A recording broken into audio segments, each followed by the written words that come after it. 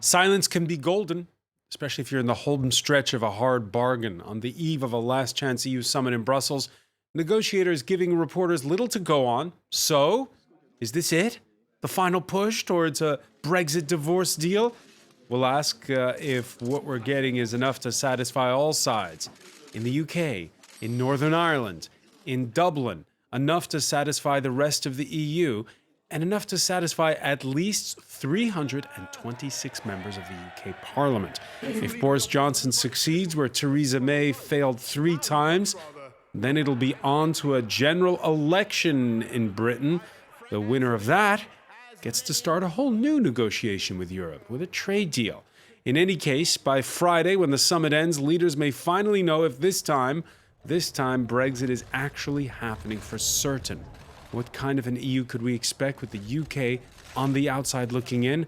We'll be asking our panel. Today in the France 24 debate, are we witnessing a Brexit breakthrough? Joining us, Jeremy Stubbs, president of the British Conservatives in Paris. Thank you for being with us. Evening. From London, Labour supporter and Momentum activist Steve Hudson, who's host of the Halbzehn FM podcast. You live in Germany.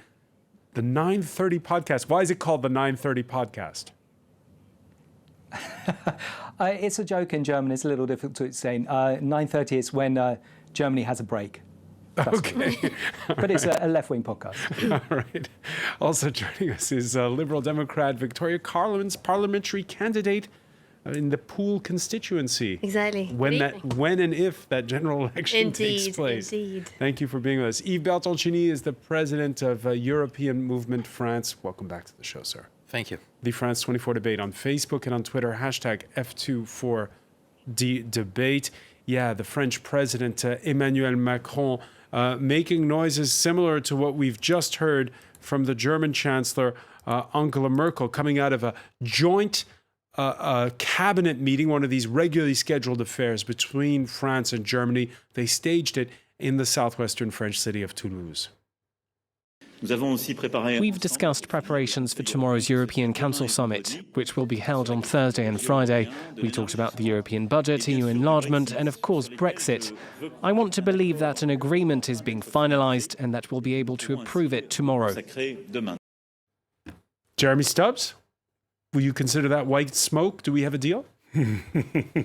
Well, one is cautiously optimistic, whatever that means. What's for sure is I don't think anybody believed we would be here now in this situation. Most people thought we were heading towards strife, a no-deal catastrophe, and we're not. So that is already a small miracle that we must be grateful for. And I have to say, in part, grateful to my party leader and prime minister, I have to say, because he seems to have done something that Theresa May couldn't. All right, let's just slow it down here, just to be sure that we're not that we're not jumping the gun, as it were. Yves Bertoncini, is Emmanuel Macron somebody who could perhaps shoot from the hip, speak too soon? Because this sounds fairly definitive, like there is potentially a deal. Well, the fact that you can speak too soon sometimes is obvious, but in this case, he has news from Brussels, from Michel Barnier and French diplomats in Brussels, so he have good reasons to because over on the UK side, the Prime Minister briefing his cabinet, briefing the 1922 committee, which is these backbench Tory MPs, in both cases parsimonious with detail, not revealing too much. Yeah. Well, I don't think Mr. Macron entered into the details, but he just said, yes, maybe an agreement is underway. We could finalize it and let's say, sign it at the European Council tomorrow and the day after.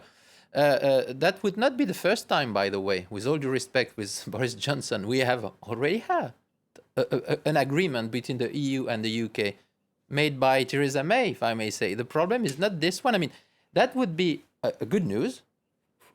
And then, once the EU has said that it is okay with the new version of the agreement, and this is a victory by Boris Johnson because it's a new agreement, not exactly the same one. We'll see the details. Then the suspense will remain because what Theresa May failed to do is not to reach an agreement with the EU, but to have it ratified by the Parliament. So that would be a first and very good step. But we'll be back at the start, I would say. And the ball will be in British camp again. In the British camp. We'll talk about what's going to happen in the British camp in a moment. But are we making also too much of the fact that negotiators are keeping their cards close to their chest? Is it because, yes, this is the sign that something substantive is going on behind closed doors? Or is it because neither side wants to be the one to be seen to have been a little too callous in letting this all go by the wayside? How do you interpret the fact that we haven't had many leaks? All the time, theater, even more in the Brexit negotiations. It's like the silence is part of the theater. Liar poker as well. Since there was a kind of rush to the cliff edge. It's well, we're gonna do this. We're in the money time. We're even in the extra time of the money time. So it's like in a poker, poker face. Look at Barnier, perfect poker player. Not sure Boris is, but well. So of course there is a lot of pressure, there are leaks to put pressure on the others. But again, and Jeremy is right in saying this, if we are there tonight, it was not expected, and it means that something has happened. The negotiations have been quite successful, but now the devil is in the details. So we'll see the technicalities, and we'll see, more importantly, the reaction, not only from the European heads of states and government, but of course from the MPs in Westminster. The German Chancellor echoing what the French President saying, we're in the final meters of the negotiation. Your reaction to what you heard from Emmanuel Macron, Victoria Collins? Yes, it's true that we didn't expect to be here, and this is it's a very strange week in politics, but what hasn't been strange in the Brexit negotiations over the last 3 years. But the fact of the matter is, whatever deal does come out still needs to be put towards the people for a final say. So this is a change, this is a deal which is going to impact us for a generation. This is not just a mandate for a few years. This is something which is very different to what we voted for in 2016. We see that the public mood has shifted. We had hundreds of thousands who were on the streets in the People's Vote March. We had 6 million sign a petition to revoke Article 50. And then we have thousands who are ready to go onto the streets on Saturday in London to again stand up for a people's vote, to have an option to remain, because things have changed. And this deal is whatever deal comes out is worse than the deal that we have now. And we need to put it to the people so they can have a final say and have an option to remain. Explain that. Worse than the deal that we have now. What do you mean? But for a start, even the deal that we have now as members of the European Union is the best deal that we have. After that, there is also another study which has just come out, I think, by UK and Changing Europe, which showed that the potential deal that Boris Johnson is negotiating right now is also worse than the one, or would have a worse negative impact on our economy than the one that Theresa May negotiated. But what I'm saying is whatever Brexit deal is put forward is worse than the deal that we have now, which is within the European Union. Steve Hudson, is this a good news story or a bad news story, what's potentially happening in Brussels? Well, it looks like a very bad news story. And Boris Johnson, having sort of played the hard man, talking up no deal, suddenly the sort of last-minute essay crisis, as always, with Conservatives, panicking. And it seems like his own red lines of no regulatory border through the Irish Sea, that he's just thrown that overboard. Boris Johnson just a few months ago was saying that this was a absolutely uncrossable line, that he couldn't possibly compromise on that. And now, he's terrified. And it seems to be, obviously we don't know the details of the deal, but in this terror, because he knows that a no-deal Brexit will be massively damaging for this country, and it's been extremely irresponsible that it's been talking it up in the first place. And this seems like the panicked attempt, to try and salvage something at the same time. I very much doubt that it's going to go through the House of Commons. Is essential that all MPs, and especially Lib Dem MPs, wasn't quite sure if Victoria was suddenly in favour of it, vote it down, because this is the beginning, because we won't be part of a customs union or a single market. This is the beginning of selling the UK out in a US trade deal, will make us a massive attack on workers' rights, on environmental protections. Just one word. Do you think the Lib Dems will vote it down? Will vote against? What we've done is put in an amendment to the Queen's speech which asks for a people's vote on the final deal. Now that is what... Right, but if it's not there, you vote it down or not? If it's not there, then we want to stop Brexit, and we don't agree with any deal which is better than the one we have now. So I'll put the question, I could put it to you, but I'm going to put it to Steve Hudson. Yeah. If you vote it down, does that just mean no deal, which is even worse? No, because we've already passed the Ben Act, which asks for an immediate extension. So I know that's up to the EU, obviously, to give us the extension, but all the signs seem to be that we would get that. And we desperately need that because everybody's agreed that on both sides that a no-deal crash would be terrible, especially for the UK, but also for the European economy. But I'm extremely confused by the Lib Dems because just the other week they're saying revoke. If, this deal is bad for Britain, this deal is an attack on all of our rights, on our democratic rights, but also on economy and society. The figures I was given today was that it was going to cost £2,250 per person. The poorest, as always under the Tories, will be hit hardest. It's like 6.7% of GDP. You've got to vote this deal down. I'm just saying, put it to a people's vote. Hello, Victoria, you could lose again. So, well, to clarify our position, our position is to stop Brexit, and we are doing all that we can to do that. Now, the reason why we put in our manifesto to revoke Article 50 was because we know we're at a point where there may be a general election before there's a people's vote. But we've always been very clear. We want to put it back to the people, and we want an option to remain, and that's very important, and we feel the momentum has changed. But we put in place our manifesto and revoke Article 50 because we have no idea when a general election will be, and that's a clear answer to the Brexit issue, which is ongoing at the moment. All right, Jeremy Stubbs. Yeah, but so if you're Well, first of all, I'm not terribly surprised that the Lib Dems and Labour don't understand each other because they don't have entirely clear policies. And I don't think that matters because I don't think the electorate will understand very well either. And the Conservatives are well ahead. The question is, and I think Eva has raised it, is how will the deal, if there is one, get through the UK Parliament? Now, the questions are, will it get through the Parliament as it stands in time for the 31st? Or will there need to be a reshuffling of the cards and new elections? I mean, if Boris Johnson is obliged on Saturday to ask for an extension from the EU, the question is, what will the EU say in return? All right, let's pick up on that point. And first on that point, and then on how the dynamics may be changing at Westminster.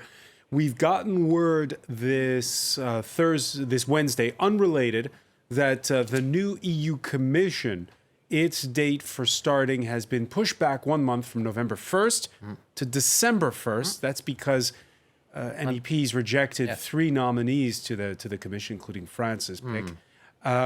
Is that a blessing in disguise at this point? It means that, well, Jean-Claude Juncker and Donald Tusk on their watch have a little more time. Yeah, this has nothing to do with Brexit, by the way. Nothing to do with Brexit, but could it be a blessing in disguise? Yes, it can help, because, for example, Emmanuel Macron had put a lot of pressure as well on the 21st of October delay, because he said the day after, 1st of November, new commission, and we reset... 31st. 31st, yes. And then we reset Europe. So that was his plan, So now that the new commission will not enter into force before December, the pressure is more... So November 30th is the new October 31st? Absolutely. And then, of course, having said this, should there be a request by the UK authorities, it will be accepted. Jean-Claude Juncker said it clearly in an Austrian newspaper 2 days ago. He said, I think they will not ask, he said. Maybe he was provocative. But should they ask, it would be fool from us to refuse. And so there will be an extension simply because, well, just to see what is possible in Westminster. If there are general elections, it's even more certain. But simply also because the Europeans cannot be held responsible for a no deal. They would provoke after the UK authorities have asked for an extension, because an extension means stability. Nothing changes. And by the way, I want to add this. Should there be a deal tomorrow or tonight ratified by Westminster next week or next month? Saturday is the day that they said there might be a vote. Or during the extension period, or right after general elections. Well, that would mean stability as well, because linked with the deal, there is a so-called transition period or implementation period, meaning nothing changes. I mean, the legal framework doesn't change. it would be only an institutional Brexit, meaning you're not, the UK members are not into the EU institutions any longer, but nothing would change. And I think the decisive choice would be at the end of this transition period. What would happen? Something important that we heard from the UK government spokesperson a couple hours back. He said Boris Johnson had told the cabinet that negotiations in Brussels were continuing. He also said negotiations were continuing with Northern Ireland's Unionist Party, the DUP. Now, the DUP had propped up the current government, which was shy of an overall majority.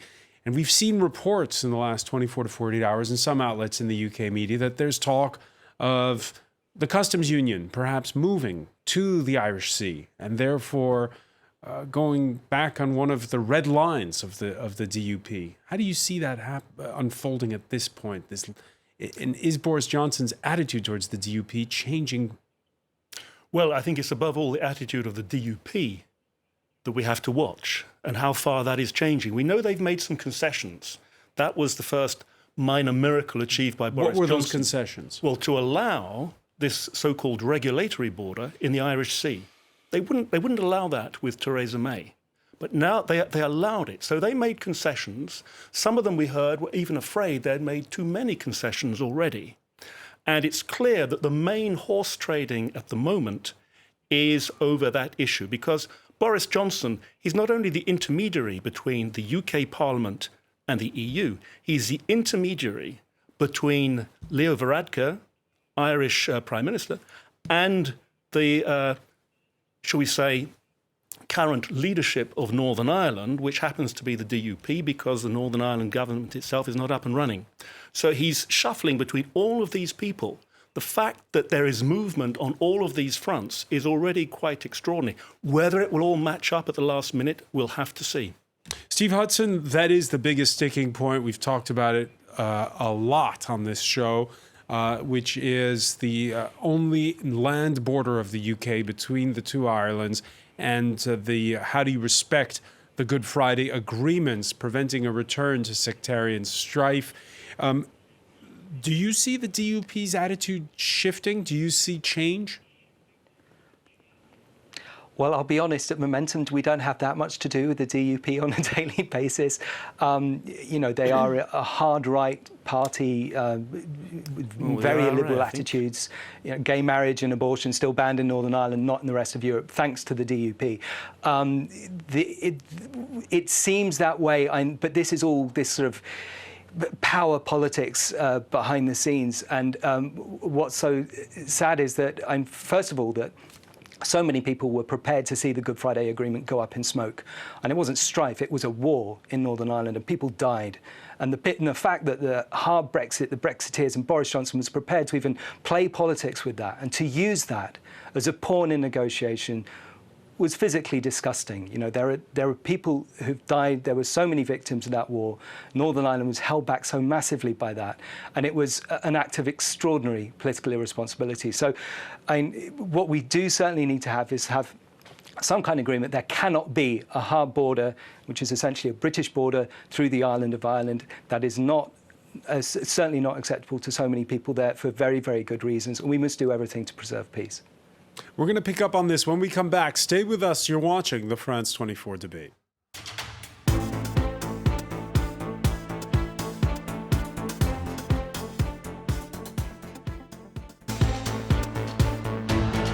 Welcome back, or welcome if you're just joining us. It's the France 24 debate, and we're hours away from an EU summit where they're going to have to agree on something with the UK, or else it will be a no-deal Brexit. We're talking about it with Jeremy Stubbs, president of the British Conservatives in Paris. From London, Labour supporter and Momentum activist Steve Hudson, host of the Halbzehn FM podcast. Is that in English or in German, the podcast? That's in German. We've done a couple of interviews in English, but mostly it's in German. Okay. Steve Hudson joining us from London, Liberal Democrat Victoria Collins, parliamentary candidate when that general election happens, probably sooner than later, for Pool. Yves Bertoncini, president of European Movement of France. We were talking before the break as the French and German leaders talk about the prospect of a potential deal, you're still going to have to get Boris Johnson to agree with the unionists from the DUP. Now, when it comes to where to draw the border of the EU's customs union, the government and the DUP on message when the day began. It's absolutely the case that we are committed to Northern Ireland coming out of the EU customs union, and to having, and we may get into questions around the political declaration and our commitment to a best-in-class free trade agreement. I think it's very important that we say that we must remain within the United Kingdom customs union. That's very important. So that's a no. Well, it's not that we're trying to be negative around any of this. It's a principle that we have, a principle that has always been there, and the principle that will forever be there. We have to be integrally within the United Kingdom.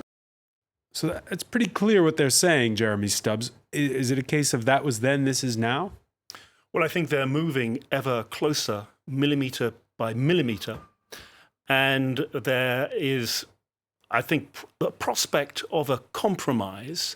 But whether it's something, I think there's enough of a compromise to get something on paper that could be agreed to by the European Union in the next couple of days. The question is whether it would get through the UK Parliament in its current state. Well, let's count heads, and we can perhaps show the current state right now of the UK Parliament. There were 300 and there was a majority with 316 Tory MPs when the session began. That's now down to 287. And you see the DUP still with those 10 seats that help to prop up the Tories, who don't have an outright majority right now in Parliament. But when you count heads, Jeremy Stubbs, does Boris Johnson at this point in time need the DUP, or is it the DUP that needs Boris Johnson? After all, 56% of the people of Northern Ireland voted for Remain. Yeah, they need each other. They need each other. But really, Boris Johnson at the moment, I think his only prospect is to get every vote he could possibly get, including some of Labour. I mean, it's either this We Parliament... knew with Theresa May that the DUP had more leverage over her than she over them. Is it still the case? I think that things have changed. I mean, Eve said before, we seem to be back to square one because we've got another deal on the table. Will they agree? The point is that now, to be quite honest, everybody is much more desperate for a deal. The mood has changed. I wouldn't agree with that. Well, of course, the Lib Dems, they're desperate for no deal. The Rebel Alliance did a lot of work to put in place the Ben Act, and actually the Rebel Alliance as such is a strong force to show that, which might even prop up the DUP, to say actually there is a force to stand against a bad deal.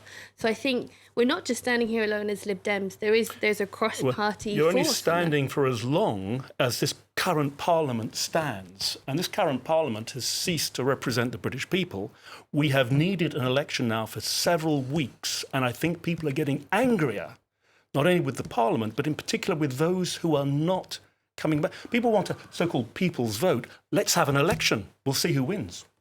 Yeah, there's a difference between Theresa May and Boris Johnson as regards Westminster. Theresa May, at least she had a majority, but relying on the DUP. So it's true that they had the leverage on them. At least Boris Johnson is more free, but the problem is that he doesn't get any majority. So he has to build a more cross-party majority. But in the context you have just told us about, Jeremy, for a pre-electoral period, meaning, you're going to help me, you're going to help me passing the deal, and then we're going to compete and I'm going to win. So the problem of the Brexit negotiation from the start, seen from the British side, I mean, I say that as an outsider, is that this has been poisoned from the very beginning. David Cameron's, tactics by internal fights within the Conservative Party, and as well by more classical, let's say, party battles.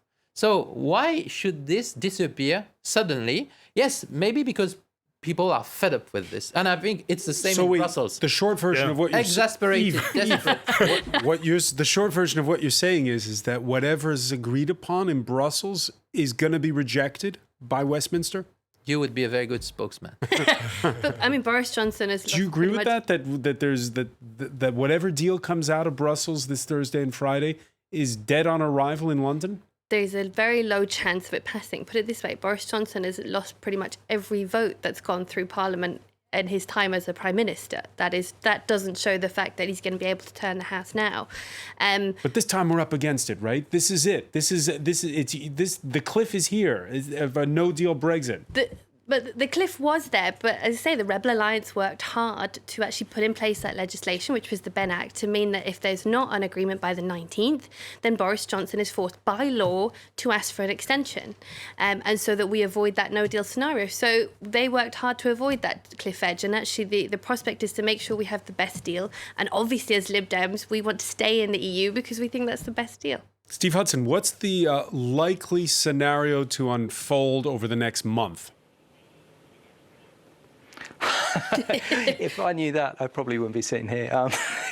Well, it is vital that this deal is turned down. And it's clear that it's under pressure, this sort of hash together thing that Boris Johnson is trying to strong-arm people. It's a Brexit deal which panders to the extreme right of the Tory party. It is about destroying workers' rights. It's about destroying environmental protection. It's about doing a trade deal with Trump that will sell off the British National Health Service. So, no, of course not. This is the withdrawal agreement, but by leaving Boris Johnson in power to negotiate the trade agreement, and he's already indicated, you can't tow Britain away. If we're not going to be in a customs union and next to the single market, the European Union, who are we going to trade with? And there is only essentially the United States. And there's a trade deal to be negotiated. Okay, well, we'll look forward to that. And already, all the signs, the government's own figures, are that it seems insanely optimistic when the government's own figures say it will cost 6.7% GMP. So good luck with that. Less than the 1 trillion that Labour prepares to spend.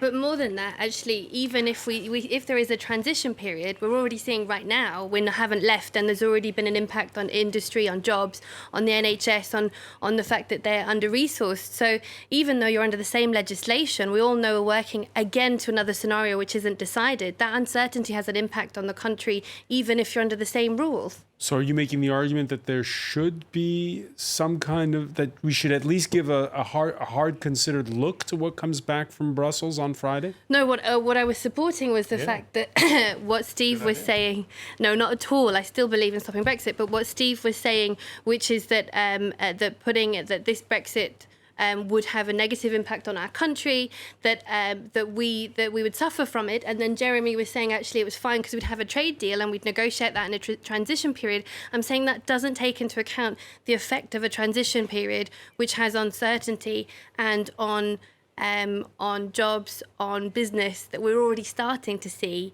in the UK during these last 3 years. Steve Hudson, in many Labour constituencies, particularly in the industrial north, people voted for Brexit. How do you explain to them that you vote against the deal that's being put up on offer? Well, and we're voting against a Tory Brexit, which will destroy the economy just as badly as Thatcher did in the 80s. And that's what we're voting against. We're voting to protect people. And Labour's offer now is that we will go and renegotiate a Labour Brexit which guarantees all the protections which are currently guaranteed by the EU, of employment protections, environmental protections, food safety, all of that, guarantee that will stay as close as possible to the single market in a customs union with the EU. And then we'll put that to the people so that then people can understand. And we understand there is a huge frustration in so many parts of the north and other sort of deindustrialized parts of the country where people have felt that they've been denied a voice. And the Brexit vote was a chance for them in a way to, put a finger up to the system and say, enough of this. And to simply ignore these voters and the Lib Dem position of revoke, it seems almost designed to drive people into the arms of the far right and this Boris Johnson Tory government. We're standing. I don't under. I mean, I'm very clear about, we're all very clear about this, it's that we want to stop Brexit because we believe we know there's a lot of experts, and we already see that any form of Brexit deal is worse than the one that we have now.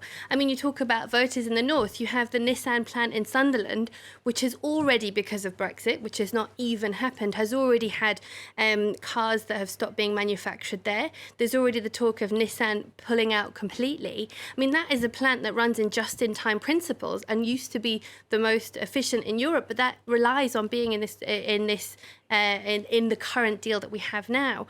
The Lib Dems want to deal with all those issues that were highlighted during that referendum, and we do believe there's a lot of division in this country and a lot of things that need to be tackled, but that we're best placed to do that when we're in the EU and we have a stable economy and be able to spend on those things that really matter. All right. In the UK, Politico's poll of polls has the Conservatives with a comfortable lead in the popular vote, should and when that general election finally do happen.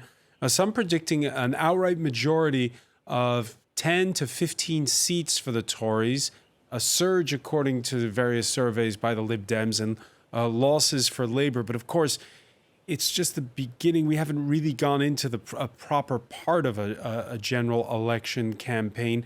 Yves Bertoncini, we saw the political landscape blown up in this country. We've seen it change in Italy. We've seen it change in Spain. When you look at the numbers here, they don't really mean much in a first-past-the-poll system. What do you see coming out of a general election in the UK at this point?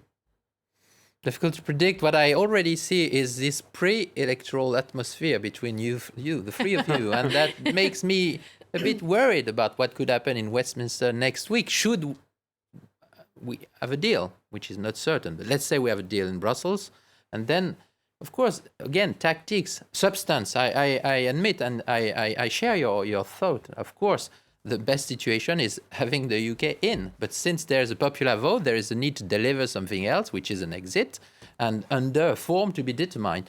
So when we look at this, we could have, yes, maybe, and that would be, by the way, in terms of legitimacy, maybe the best option, a new parliament with a new government saying yes or no to the New Deal. And maybe it's going to take time. Maybe we'll have, I don't know, again, from the outside, but a kind of deal saying extension, general election, and we'll see the ratification afterwards if it does not work the first time, the first attempt. Maybe we'll have this.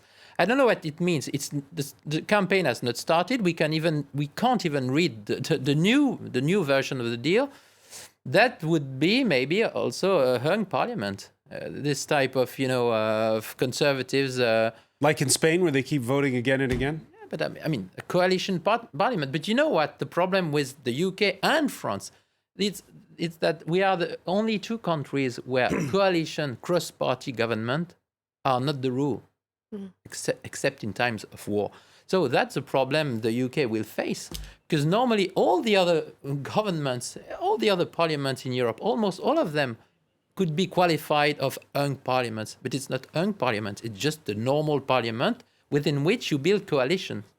It's not the rule in the UK, so I don't know how you will get out of this situation facing such a difficult challenge, because of course the UK, the Brexit deal, and what will happen next, which is even more important, is decisive for your country, and I mean for Europe in general, because there is still an economic and human interdependence. We have to organize maybe slightly differently with a different status, but at least, of course, you need clarity and the Europeans need clarity as well.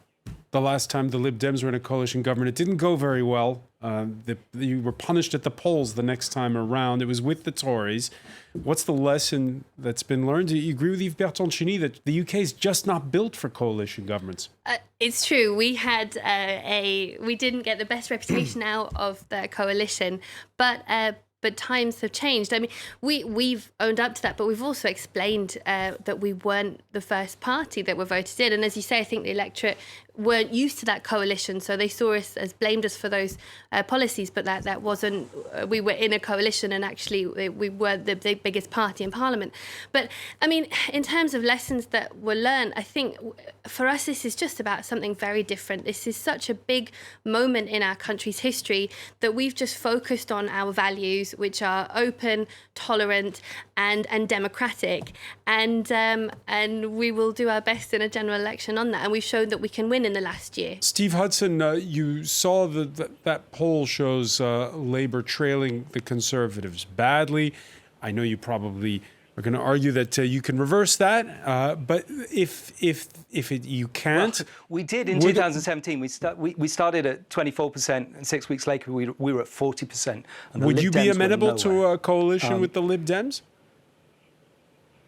Well, it's the Lib Dems who say they won't be in a coalition with Jeremy Corbyn, which seems to imply they prefer to be in a coalition with Brexiteer Boris Johnson. So, I honestly don't understand. The Labour is... Well, I don't quite know.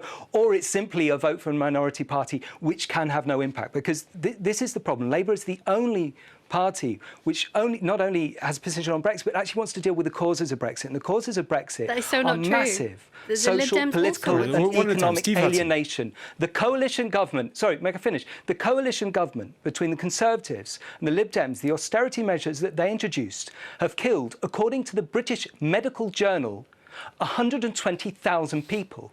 This was class war against the poor, carried out by the Lib Dems and the Conservatives. When we finally get a fair playing field from the media under election rules, I am extremely confident. When we start talking about social justice and economic justice, when we finally start talking about saving the planet from climate catastrophe, you'll see our vote go massively up, because Labour is the only party that is going to stop this course that we are heading towards the cliff.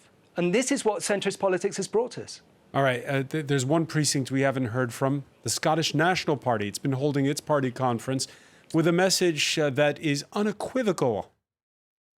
For Scotland, Brexit shows that the Westminster system is broken, and it is broken utterly beyond repair. Conference, we have a cast iron mandate for an independence referendum. That fact is beyond doubt. You ready for a second referendum, Jeremy Stubbs? A second Scottish independence referendum? Oh, I think we're still a long way from that. There are so many other things that would happen before that. What is most likely? Scotland voted Remain. It did, but they're part of the United Kingdom, and they're just voted to be part of the United Kingdom. So they can't sort of now cry wolf and ask to get yet another referendum. And I just don't think more referendums are likely in the near future. What is likely is a general election. I imagine that the most probable thing at the moment, as far as we know, is that Saturday Boris Johnson will have to write that letter to the EU. And the EU I don't think they want to start negotiating yet more deals with new coalitions that don't yet exist and probably won't. They will want to give an extension that enables an election which will really be about that deal. How much time? The shortest time possible, I would imagine. They want that election to take place soon so that we get certainty. And if that election takes place soon, and we can see why the other parties have been running from it, the Conservatives are likely to win, and that deal is likely to be ratified in Parliament. How much of a seminal moment, Yves Bertoncini, will this summit be for Europe? Is it for those other 27 countries that are a member of the EU? Well, a new decisive last chance summit, would you mean this? But now we are used to it. We have had the financial crisis, the Eurozone crisis, a refugee crisis. No, I think, the Europeans are a bit fed up with all this. They are sad because they see very important countries on the eve to leave us. They want to fix this. They want to have a new relation, a new interdependence. And again, Europe is very open. You have different status. You have the Norwegian one, the Switzerland one. You have to choose. It's your choice. But what Europe would need is certainty. Yes, and I agree with the fact that there is a need for a popular vote. Should it be, it's more easy, a general election, or maybe in the future, by the way, I think not now, but in the future, a new referendum. I mean, what would be consistent is to have this institutional Brexit, a transition period, and at the very end, what would be even more difficult, and the Europeans get prepared for this, and Angela Merkel has said it would be even more difficult, would be to shape a new partnership between the continent and the UK.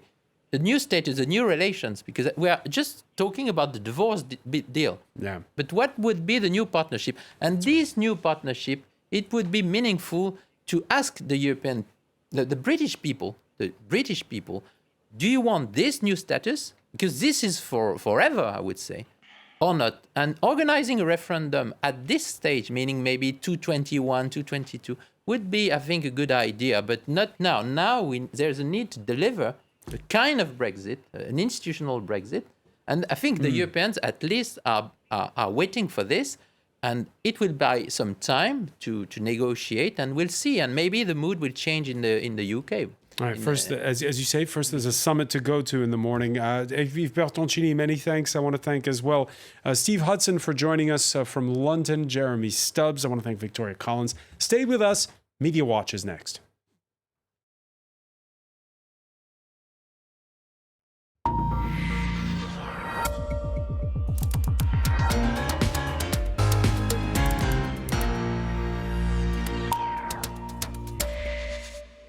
And we say hello to James Creedon. Hi, François. So much movement on the Brexit issue today, and lots of coverage of that across social media. Macron and Merkel meeting in Toulouse is getting a certain amount of coverage as well. This attempt, I suppose, to show absolute unity on the European side of things, even though, of course, there hasn't always been a complete agreement between the two. And indeed, President Macron there had been suggestions even today that he was sort of leaning towards no deal, and that was very, very intransigent on the whole notion of there not being an extension to that 31st of October deadline. But then we've been hearing, of course, reports that he said it himself, that he's hopeful a Brexit deal can be agreed within the next few hours. So all of this is, of course, happening behind closed doors, with leaks coming out from various journalists following it closely. RTE's Tony Connolly coming out with this piece of information earlier this afternoon. 2 senior EU sources say the main stumbling blocks have been removed. The Northern Irish Unionist Party, the DUP, accepting the latest proposals on consent, that being the issue of the Northern Irish Assembly every 4 years ago. And that briefly moved currency markets. Right. Indeed, the 2% up or whatever it was. Indeed, Arlene Foster then came back, the head of the DUP. That moved currency markets as well. So Twitter and leaks having quite the impact on markets today.